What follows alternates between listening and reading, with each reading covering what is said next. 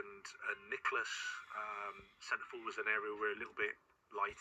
I think Loan was important for us where we're at as a club. He's a young player that, he knows where the goal is. He can finish really well. And like I said, I think he's the type of character that the team will respond to.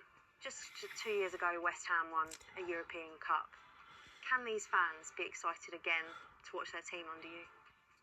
Yeah, I think so. I mean, it's going to take a lot of work. One of the reasons why I came to this club was the ambition is clear. And I think the support's there, the infrastructure's there, everything's in place. We just need to get it, all aligned, go in the same direction. We need to know where we are now and go, okay, how do we step by step and build towards be back in those places? But I'm excited.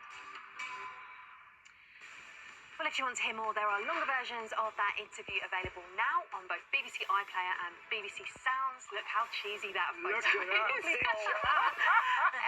Yes, focusing in a little bit more on Graham Potter rather than us looking cheesy there, Steph. He talks a lot about his time away, and it sounded like he really used it well, other than going to see Taylor Swift, of course. Not that I'm saying that wasn't beneficial.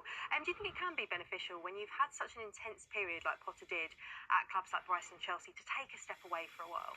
Without a doubt, I feel as though, especially from going for Brighton for 3 years and then going into Chelsea, obviously two different journeys in sense of Brighton, he did really well, he built a team. He went to Chelsea, there was just such a change of pressure. He spent a lot of money, whether that was him or the hierarchy. But I think as people, sometimes you need that step away to really see what you're about, but also to go and do different things, spend more time with the family. And you can see by that interview that he seems to be really enjoying himself with this new challenge at West Ham. He talks about wanting to take the fear out of playing football and the blame game. Is that possible? Was that for him or for his players? For his players, I think. Or maybe he's trying to say that to the fans as well. No, it is possible. I think it's just giving your players a bit more freedom, a bit more responsibility to go and, just go and enjoy it. But unfortunately, when you are that way, you have to do the basics very well in order to enjoy it. So you've got to make sure that the structure's right, and then you can enjoy it. There's no point in enjoying your football and losing your football, mate. That means nothing at all. So I understand what he's saying, and he has got the players there that can enjoy it and be very dangerous. He mentioned the word time quite a lot in terms of needing time and it being a big project there. Is West Ham a club that will give him time? The club might. I don't think the fans will. I think the fans will be on his case because that's the way they are. They want a certain way. They want if I go back to Alan Devonshire and Trevor Brooking, they want that beautiful game again. They've not had it for a while, but he's the kind of coach that wants to play that way. Yeah, he really is. And I think even though he's been in charge for 4 or 5 games now, I feel as though the performances have been good and they're growing each great game. And as fans, especially at West Ham, they want to see players with effort and intensity, and they've certainly done that. And the likes of Jared Bourne coming back into the mix, it's really good for West Ham that he's there, that experienced player and someone that loves the club. West Ham have tried twice now to move on from David Moyes. We know the success they had under him in terms of winning the European Cup particularly. Does it feel like he could be the solution, the man to give them success that isn't called David Moyes?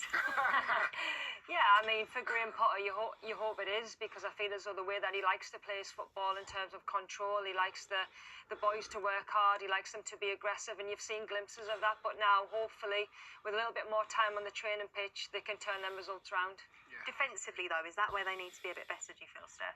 Yeah, of course. I think in the Premier League, it's relentless. You have so many good players that can create problems and a danger, especially in the last few games. But I think defensively, it's a good basis to go off, so allow your attacking players to kind of go and flourish. Do you agree?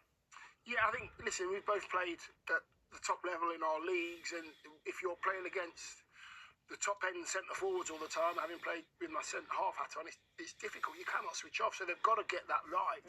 If they get that right going forward, I don't think they have much of a problem. Everybody wants a number 9 who's going to get them 30 goals. They're very rare. If they could find someone to get them 20, 25 goals a season and sort out the back 4 defensively, they'll be fine. Yeah, and of course, as we heard, then they have signed Evan Ferguson, yeah. Potentially really exciting forward signing for West Ham. Okay, then, what a week of football we have had. There's a lot of games to pick from, isn't there? Real Madrid winning at Manchester City, Celtic against Bayern, Exeter's brave effort against Forest. Plus, we also had this.